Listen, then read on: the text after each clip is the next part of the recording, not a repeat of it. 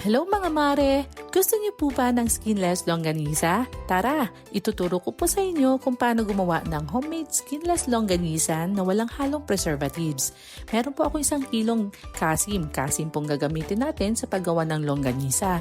Ito po hugasan natin maigi bago po igigilingin sa meat grinder. At kailangan po pinong-pino po ang paggiling nito at masarap po pag maraming bawang. At saka ilalagay na po natin lahat ng ingredients kasama ang garlic powder, paprika, and 4 tablespoon of sugar, 1 teaspoon of black pepper, at lalagyan din po natin ng konting asin nito. At saka po, 2 tablespoon of oyster sauce, lalagyan din po natin para masarap po ang lasa pag may oyster sauce. Hahaluin lang po natin ito na maigi, and lastly, lalagyan pa rin po natin ito ng 2 tablespoon of flour para kumapit ito ang karne. Nang ito'y pag pinarito natin, hindi siya po maghiwa-hiwalay. Saka po natin ito babalutin sa cling wrap.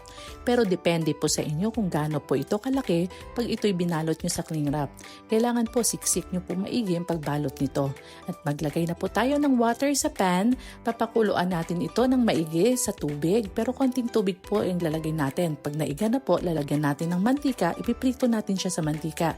At ngayon, meron na po tayong homemade skinless longganisa na walang halong preservatives. Maraming salamat po!